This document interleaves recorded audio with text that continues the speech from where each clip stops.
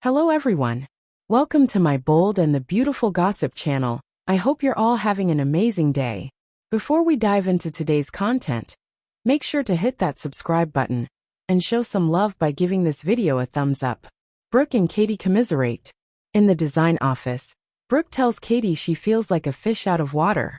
Katie understands it's a balancing act, trying to do the CEO job while trying to get the company back into the Forresters' hands. She can see it's really weighing on her. Assuming this position, Katie knows it's hard to conceal her true intentions from Hope and Carter. They go over the jewelry launch, and Katie says it was so sweet to see Will excited for Elektra. She wishes she could have relished it more. Brooke agrees she was subdued. Katie says everyone was except for Hope, who was eager to celebrate. Brooke declares that Ridge should have been there for the triumphant launch, and the two of them should be together. Brooke complains that Ridge has been there for every launch until this one. She laments that he was forced out by Hope and Carter. Katie confesses it felt different. Hope was eager to party, but no one else was aside from maybe Will. Brooke beams. He was delighted for his girlfriend. They understand Zend and Elektra not being happy as their Forresters. But Katie believes this is getting to Carter too. She wonders what's going on with him. Steffi weighs in on Brooke. At the Forrester mansion, Steffi's convinced Brooke only cares about herself and anyone with the last name Logan. Taylor and Zend believe it's possible she's discovering her conscience. Steffi feels that's highly unlikely and advises her mother not to hold her breath for Brooke to try and convince Hope what she's doing is wrong. There would be no point. Hope is so deep into this conquest she'll never let go. She has everything she desires and won't give up without a fight. Brooke won't turn her back on her daughter. Taylor believes she can maybe appeal to Hope's sense of decency.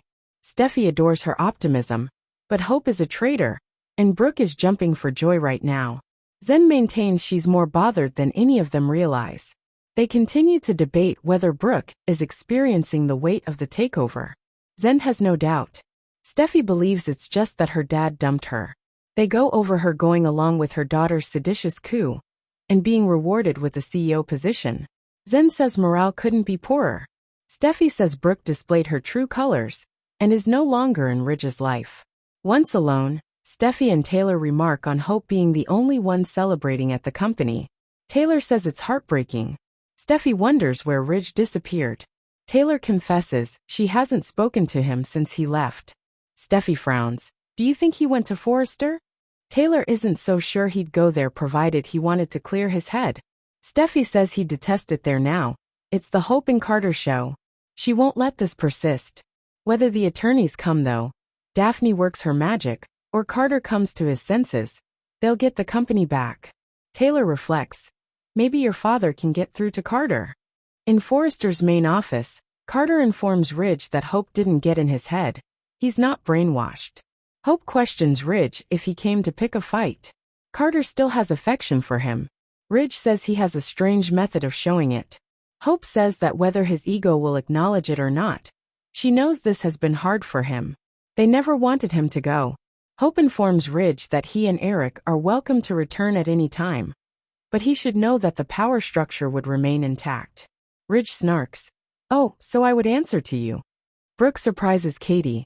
In the design office, Brooke and Katie agree that Carter is tricky to read these days. Katie never thought he would go for a power grab. She's also stunned he's not more excited about his success. Carter is the one who put this all in motion. Brooke says, with Hope's help. Katie gawps, whoa. She questions if Brooke now agrees with Ridge and Steffi that Hope manipulated Carter. Brooke says she believed she was doing what was best, but it's caused strain and division. She realizes where Carter and Hope were coming from, but Ridge didn't deserve to have his company taken away. Ridge refuses Hope's invitation. At Forrester, Ridge points out his name is all over this company. He tells Hope that this is all going to explode up in their faces. Does she see the anguish on Carter's face? Hope turns on Ridge for abandoning her mother and turning to Taylor.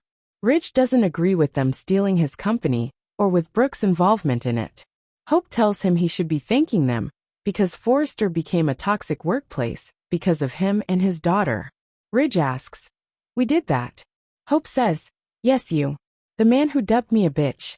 The man whose daughter throws around the term slut. when we all know her past? Ridge bares his fangs and growls. Hope informs him she and her mother are through with being their scapegoats. She brags that the jewelry launch went exceptionally well. Ridge says the jewelry unveiling had nothing to do with her. You're running my family's business. Hope says he likes to lord that over them.